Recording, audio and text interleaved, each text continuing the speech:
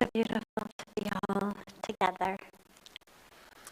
We'll start as always with a question coming from our online internet-based family, and then we will open it up to any questions that anyone here has. There's a mic just here in the back, and feel free to come up and share your name, share where you're from, and whatever your question may be. But we'll start with one of these to begin with. What is the difference between suppression and letting go? How does one know that one is suppressing or actually letting something go? This is asked by Parmarth.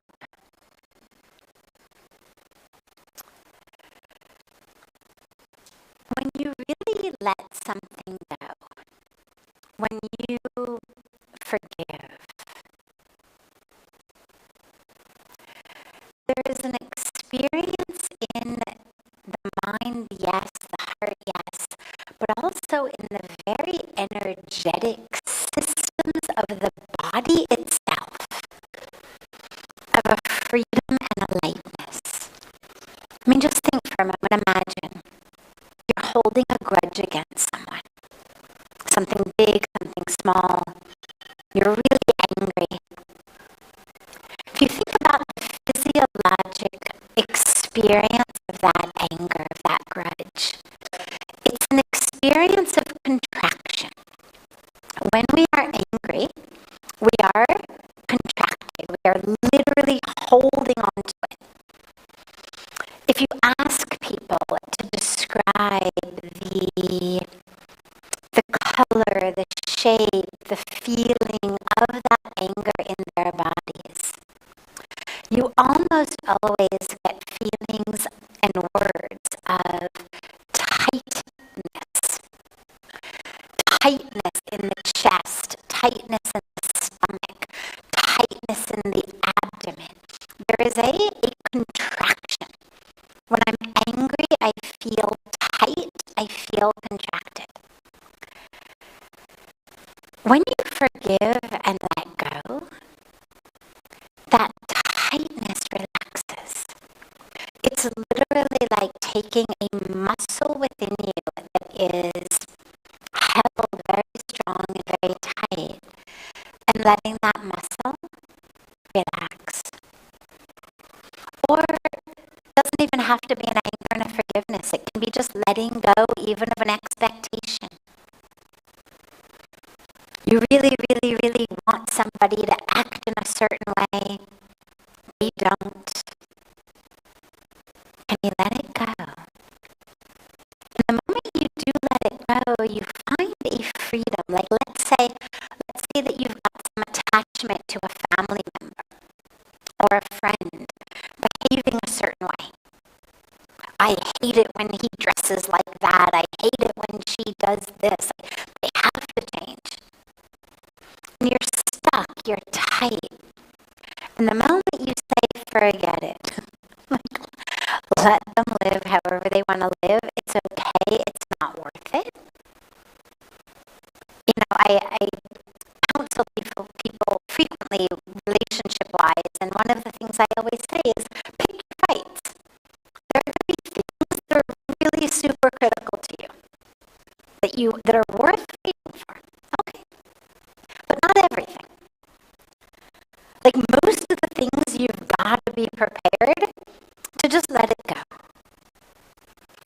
And really figure out what are the things that are the ones worth holding on to. And what you see is when you learn to let go of something that previously you'd been holding on to, how someone else acts, dresses, speaks, lives, eats, etc., etc.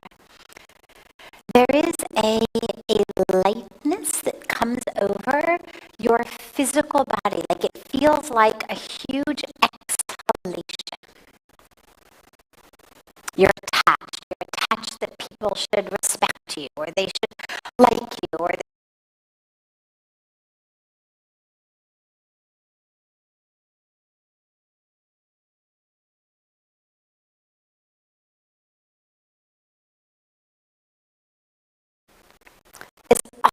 almost the opposite in how it feels in the body. Suppression is a further contraction. Suppression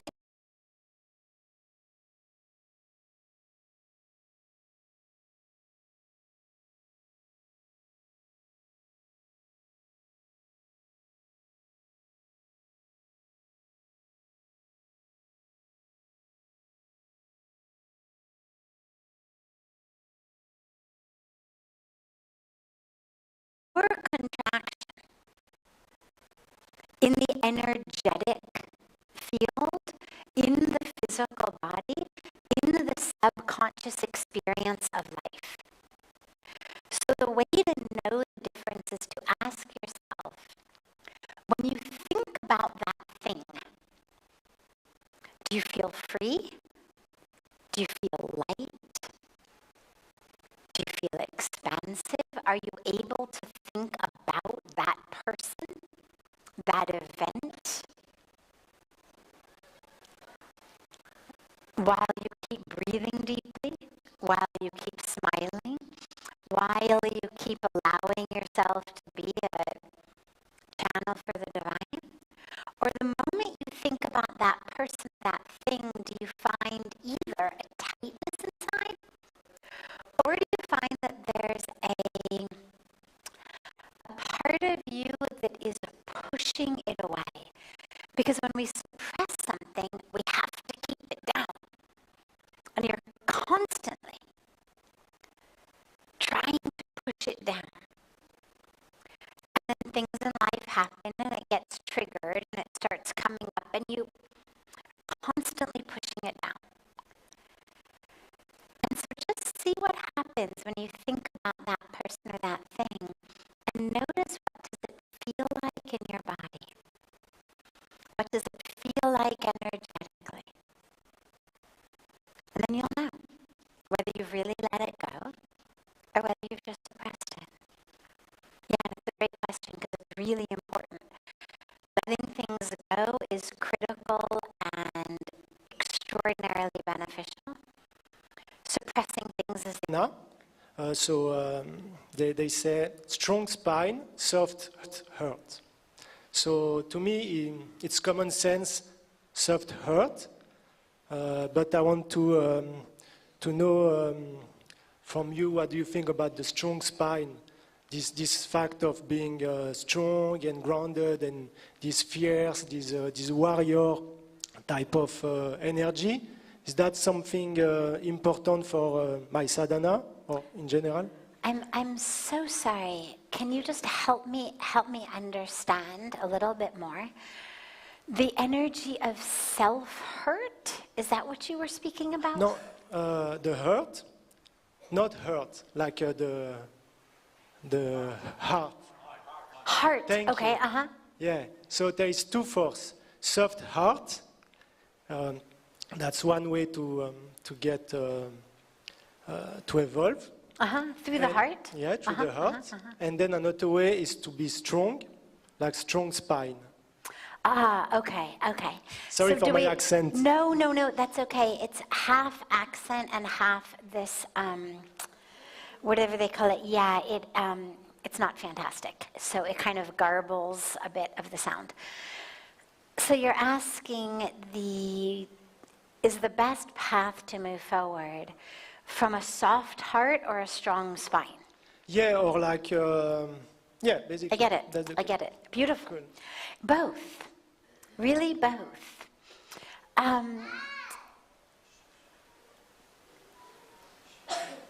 Strength is required.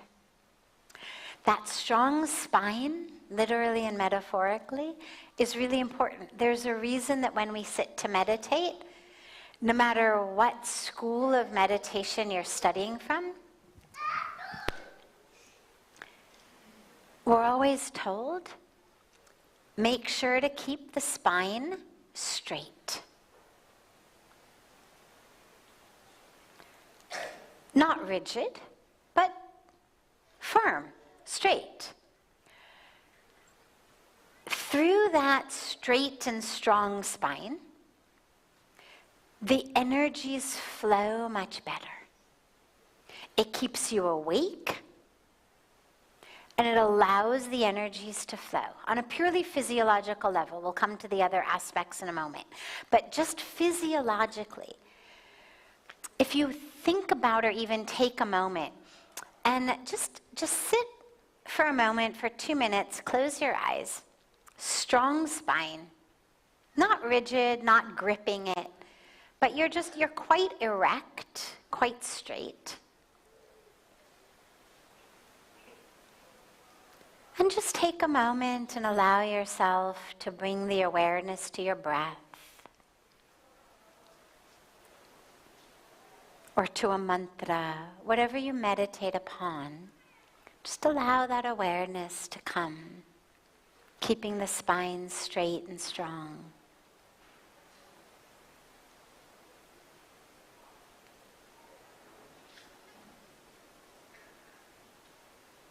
Now take a moment and just slouch as much as you can. Like this, like look at me. Like everybody go like this. Like just really slouch. Just really like you're kind of, Okay, now take a moment and try to meditate. You notice it, right? It's a huge difference. And you think, how interesting, right? I mean, it's my breath, it's my mind. God is in me just as much if I'm slouching as if I'm sitting up straight. It's not like God looks around for the straight spines and goes there. Why is it such a huge difference? Because of the energetic system. So, physiologically, having that strong spine is really beneficial. But it also means much more metaphorically and emotionally, as he's speaking, it's that which we hold on to. We hold on to our values, we hold on to our ethics, we hold on to our dharma. We hold on to that which we know is right. You could be surrounded by the most materialistic people in the world, the most negative, gossipy, consumer-focused people in the world. And if your spine, literal, metaphoric, energetic, is strong, you're not going to get sucked in to other ways of being. But if you are metaphorically not quite so strong in the spine, if you're not quite as straight, then you kind of just go where the flow is going. And this is where you get that incredible impact of the people that you hang out with and the company you keep and culture and society and advertising and all of that. So it's really important to keep that firmness. And yet, you'll notice when we meditate, again, just beginning physically, and then we'll move into the more subtle meanings, our spine is straight. Right here in the back for the energy to flow. But our breath has to be able to flow very softly and fully. If in order to hold the spine straight, I have to grip in my abdomen, then I'm not going to be able to meditate well either. I have to be soft here and strong here. And that's why literally, physically, when we meditate, you've got to find a good position. For a lot of us, it helps to, sit up a little bit. A good position in which the spine can be straight.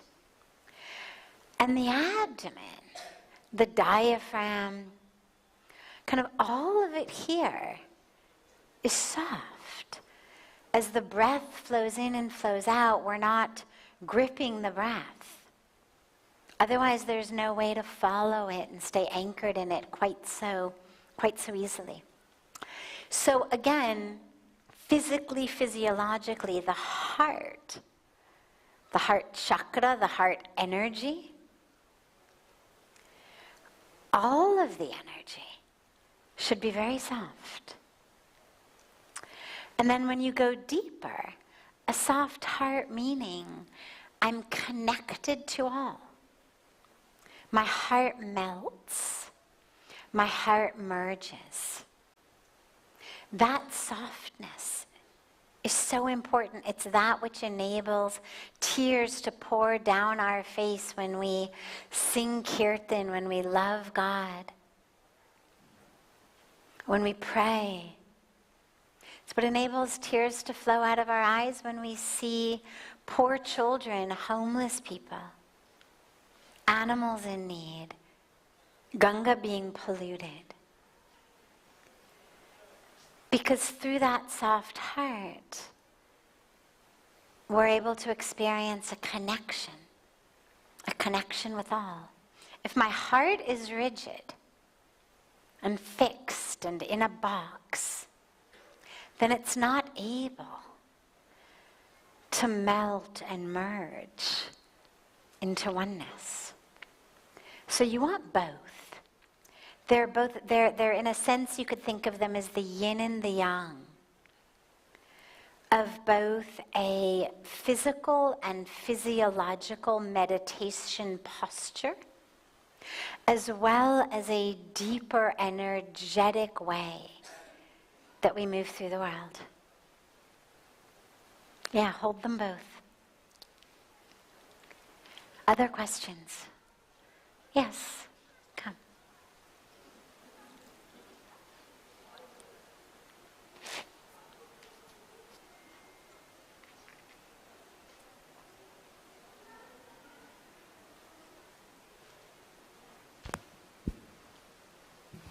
Good evening. My name is Tony. I've been have the privilege to, on my second night, listen to you again. And it's been such an honor. Such wise words.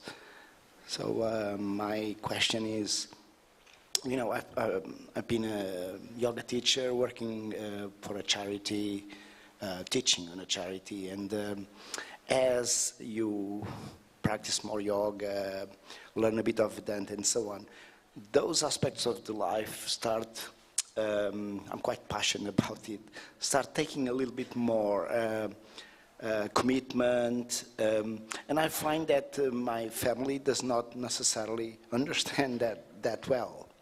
So in a way I feel the pull, I feel that what I do is the right thing to do, but on the other hand I also feel that there are obligations and that I should you know, cater for that aspect as well. For me, it's so hard to understand where is the middle line, and if you got any wisdom on that, I would be so grateful. Thank you. Yeah, beautiful. That balancing of responsibilities to your family and to what we call your dharma. In your case, through the teaching, through the sharing, through diving deeper into it. In the Indian spiritual tradition, the ashram of life, the phase of life that we call the grihast ashram phase, meaning your householder phase. You're married, you have kids, you have a job. Your dharma, your highest dharma in that phase of life is to do exactly that. Be a good husband, be a good father, be a good provider to your family, do some good seva for the community, serve, this is we talk about tanse, manse, danse, meaning do some hands-on work with your body, do some with your mind, donate some of the money that you've been making for good causes. That's the dharma of someone in the householder phase.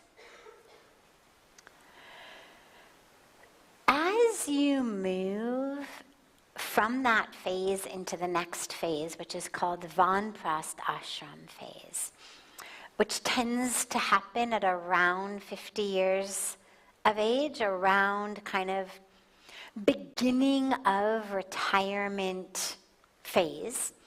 I know, these days 60 is the new 30, but going back many generations, the 4 phases of life were divided into 25-year blocks. And the third phase is from about 50 to about 75, and it's the Vanprastha Ashram phase, in which you are still connected to the family, of course, but your focus is much more on a spiritual practice. But it's much less about your actual age as about the phase that your family is in. Because traditionally, the Grihastha Ashram phase is from 25 to 50.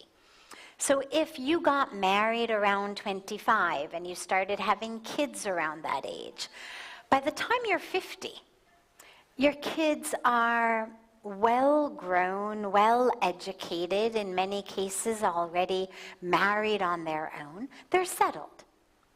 They're no longer kids who need you to rock them to sleep or tuck them in bed or help them with their homework. You've now reached a state where it's seen that those duties have been fulfilled. And then you start to shift.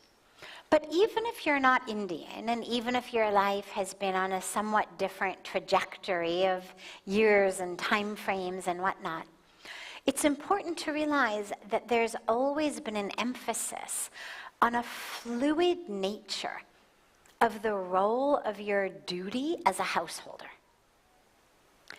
Yes, you have a dharma as a husband, as a wife, as a mother, as a father, as a son, as a daughter, as a brother, as a sister. But that dharma shifts over time. It's not meant to be fixed. And this may be the time in your life of a bit of a shift of attention and intention. And that doesn't mean it's easy. There's plenty of people who theoretically should be entering the Vanprastha phase of life in which both sides are holding on for dear life. The parents are still, making the kids text every night when they get home, or, let me know that you're home safely, and the kid is, 25, 26, 27 on their own at university, at graduate school, and the parents expect to talk to them every day. They want to know, what did they eat? Where are they going? It's like, let go. Let go. Like, you're not meant to do this at this age. And you also get it from the other side. You get a lot of theoretical adults, but more practically still big kids in their mid-late 20s, even in their 30s, who are kind of grasping at mom and dad, like, hey, keep taking care of me, what am I going to do? And I think that this is one of the reasons that we've got such struggle on both sides these days, is because we're not really living according to the way that we were meant to live. And that doesn't mean that you can't have a beautiful, close, love-filled relationship till the day you die. You should. But it has to do with time and energy allocation. There was a time in life in which a father, a mother, a husband, a wife's time allocation was supposed to be pretty much 100% on that family, whether they're in the house, whether they're making money to support the family. It's all about that. And then there's a shift where it's no longer meant to be like that. And I think that that is a very important shift that we're not seeing so much these days on either side. And yeah, there's going to be, a lot of rebellion Obviously, I would imagine from your wife, from kids, oh, Dad, honey, pay more attention to us, pay more attention, what do you. And this is where, for you, it's going to be a balance of helping them understand that you don't love them any less. You're not disconnecting from them. It's not a pushing away of them so much as it is an embrace of wisdom experience that is really critical in the second half of life. We are essentially packing for a journey. When we're going to have to leave for that journey, we don't know. But I've noticed, I travel a lot, and I've noticed if I leave packing till the last day, it's always super stressful and I forget things. And it's always so much better to start really early, like much earlier than you would think you need to. Just put things aside, like as it occurs to you, put it aside, you're going to need this. And you find then when it's actually time to go, that everything's in its place, you already know what you need, and packing is so much easier. And whether you're going on a journey of just, a few days here or there, or a few weeks here or there, or you're preparing for your journey into the next life, either way, this time is meant to really get us to kind of start thinking about, what do we take with us? Not the body, not the bank account, not the acclaim, not the relationships. We start to really learn how to tease apart what is it that has to stay and what is it I get to take with me. And how can I focus on that I need to take with me in these days?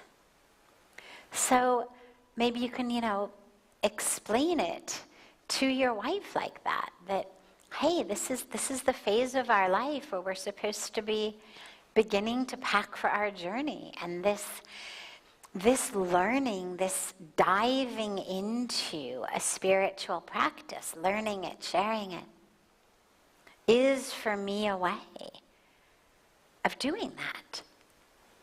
All of our practices, our meditation, our prayers, our seva, our yoga, all of these things are meant to be ways to help us learn to distinguish what stays here, what comes with me, what is false, what is true. It's that power of discrimination. And so these are the years to really make sure that you're developing that. So hopefully you can help her understand that it's not that you're abandoning her or disconnecting from her or looking down on her or loving her any less, but just that you're starting to think about an upcoming journey and getting ready in advance. Yeah. Yes.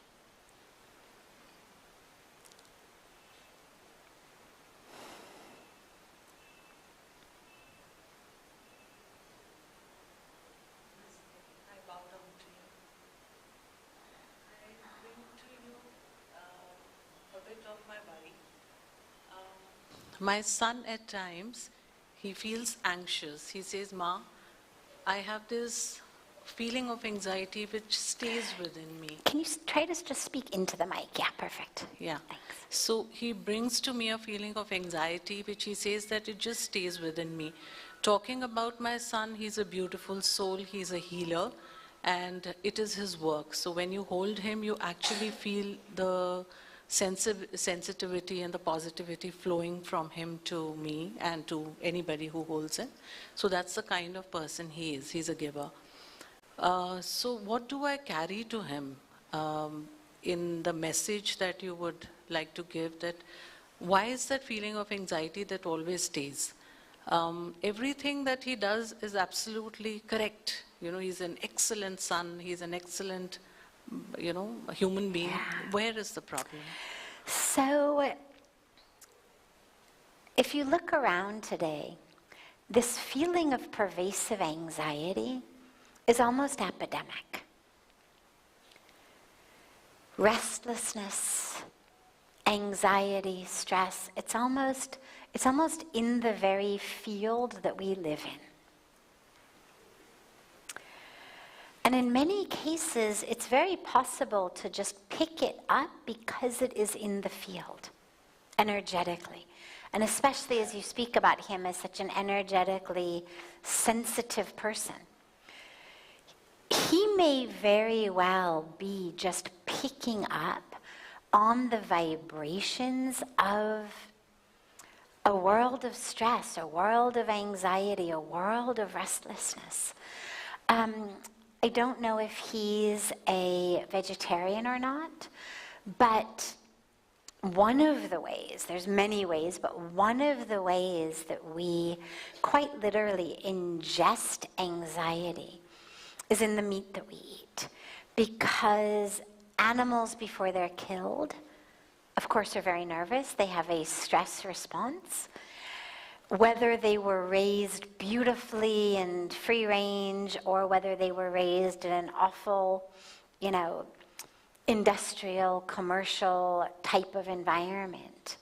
Either way, at the moment of death, you can be very sure they are panicked, full-blown stress response.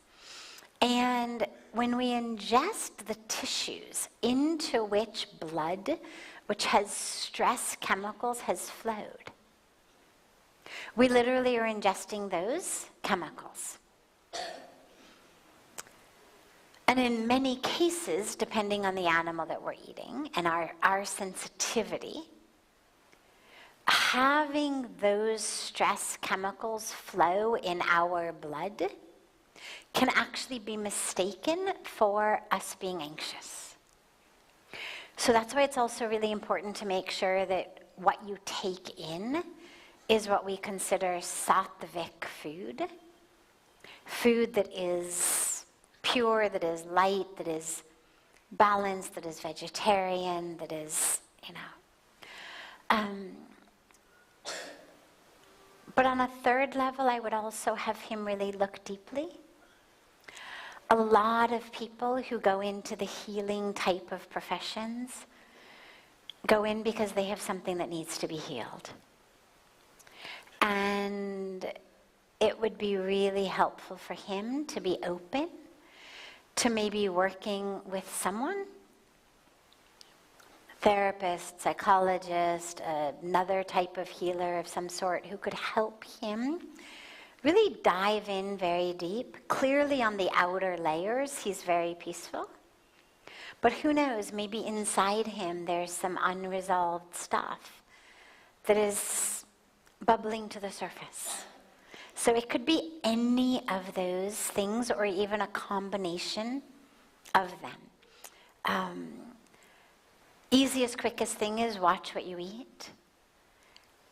Even aside from the vegetarianism, just making sure he's not eating like packaged, awful junk, because what we eat has such a huge impact on us.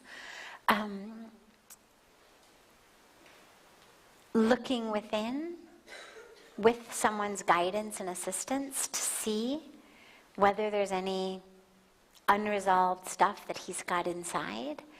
And then just recognizing it's in the energy and doing different practices. There's a variety of different ways to kind of purify your energetic system. One of the easiest ways is in nature, literally touching anything. Any kind of, anything like this.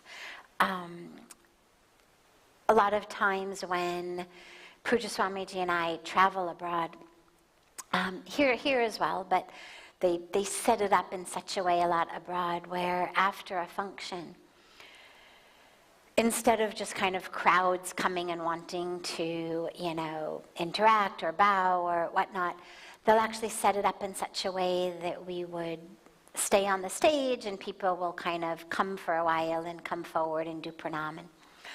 And there's such an influx of energy. And I'll find myself just very spontaneously, unconsciously, sort of reaching out. We almost always have some kind of plant on the stage, and just literally like reaching out to kind of do this without even realizing that I'm doing it, and just realizing how instinctive it is to literally reground, that you're taking in so much of people's energy so quickly and so powerfully, that there's just this instinctive drive that just goes like this, to just kind of let some of it go. But then, things like being barefoot, in the grass, in the dirt, in sand, in water, lakes, oceans, rivers, sunshine, on bare skin, even things as simple as just a shower, certain breathing techniques, but literally ways of working with the energy to clear that which we have taken on out. Yeah. May I ask another question? Sure. So I've had a highly abusive relationship in my life. So my trust in people is not very firm. It's more, and I've always been more of a giver.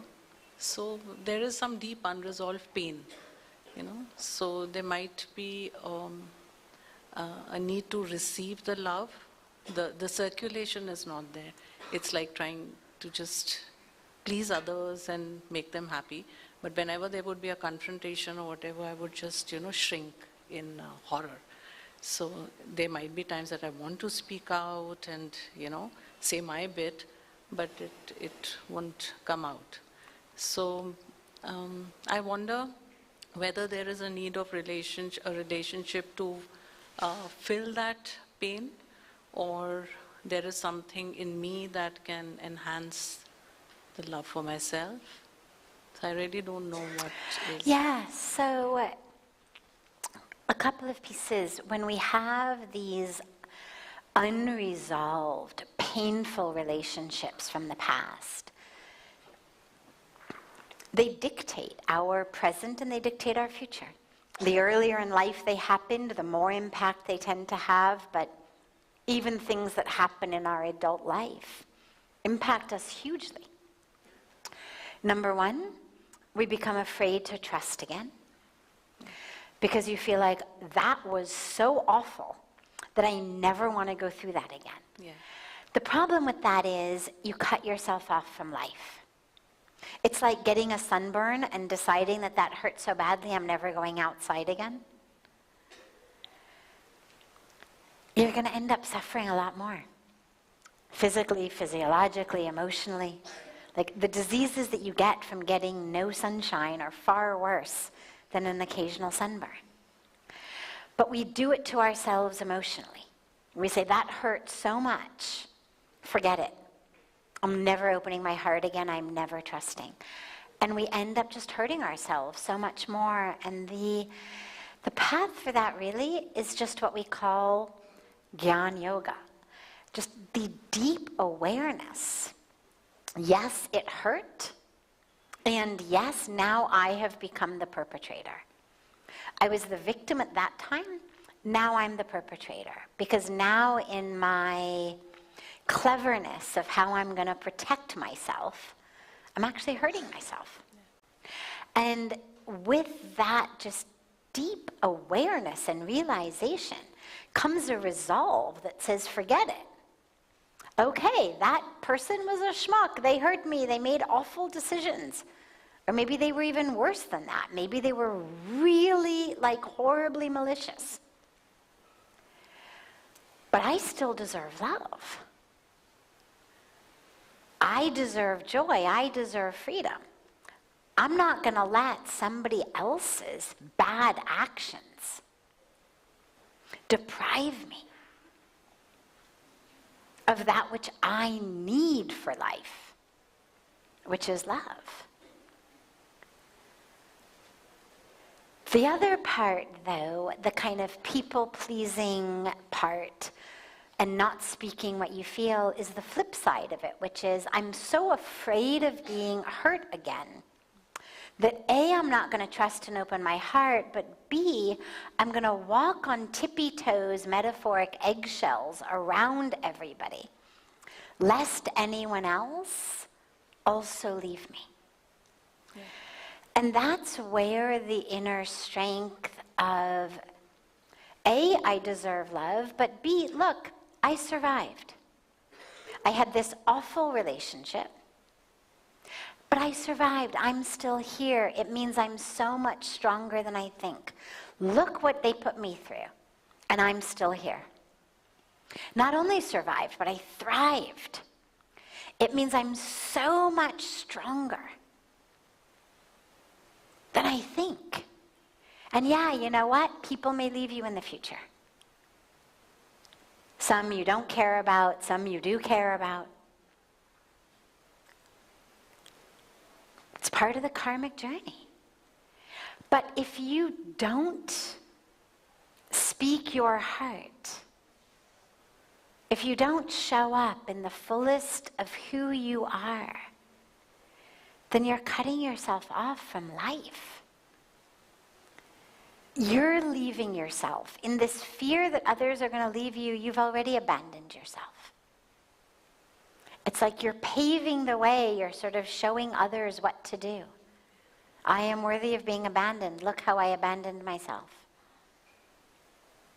So it actually goes the flip side. As you love and honor and celebrate yourself enough to live your truth, speak your truth, embrace your fullness, that sends a message out into the world. And what you'll find, interestingly, ironically, is people are actually much more attracted to that. Not just on a romantic level, of course, but on every level. It attracts people. And so, ironically, you're less likely to have a repeat of those awful situations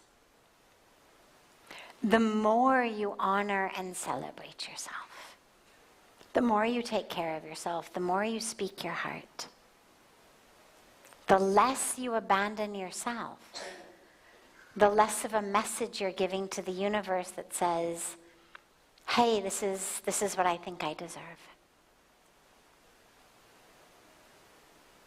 Yeah, great. Wonderful. We'll take yours tomorrow. We'll start with yours. Have a beautiful, beautiful rest of your evenings. A beautiful morning and day to our family joining us from all over the world. And so much love